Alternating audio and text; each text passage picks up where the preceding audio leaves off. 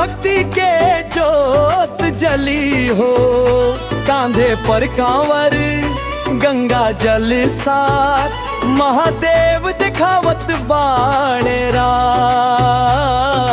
सावन के बदरिया छा गइल, भोले बाबा के नाम मन भागइल।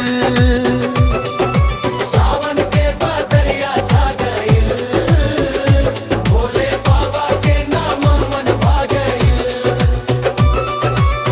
डगर डगर गूंजे बोल बम के नारा, शिव भक्तन के मिलल सहारा।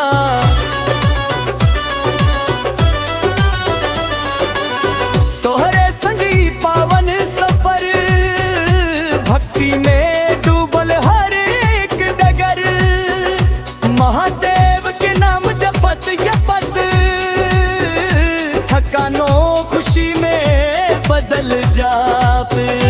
गंगा मैया के पावन पानी लेके चलनी श्रद्धा निशानी। शिवलिंग पर जल चढ़ाइब आज, भोले बाबा राखी है सबके लाज। शिवलिंग पर जल चढ़ाइब आज, भोले बाबा राखी है सबके लाज।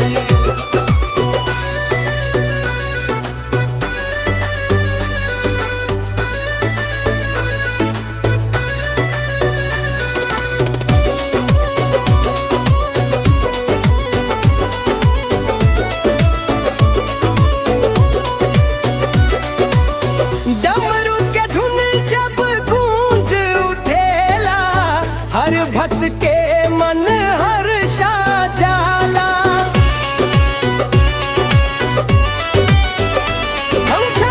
शंख के मधुर आवाज, शिव दरबार के निराला अंदाज।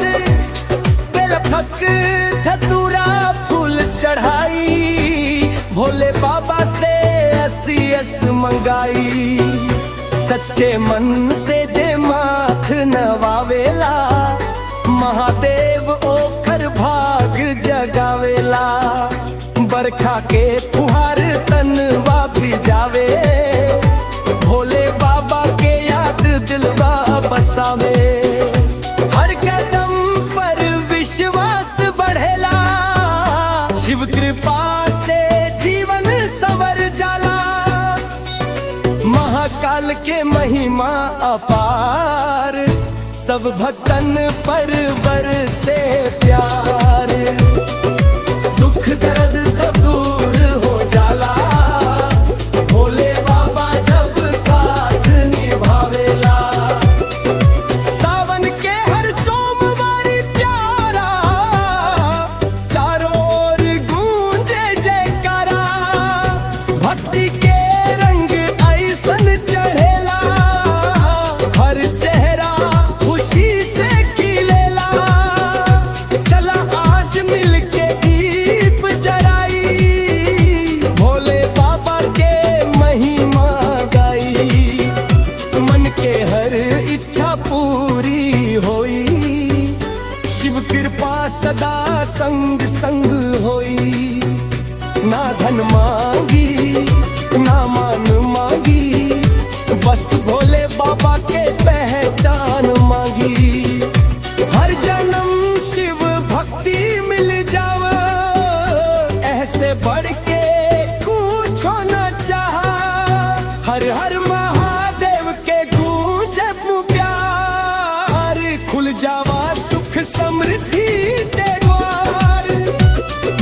भोले बाबा के चरणन में प्यार, यही बात जीवन के सिंगार कार। चला मिलके बोली बोल बम, गूंजे धरती गूंजे गगन। भोलेनाथ के आशीष मिलत है, हर घर में खुशियन के दीप जल रहे। हर हर महादेव बोल बम, जय भोले।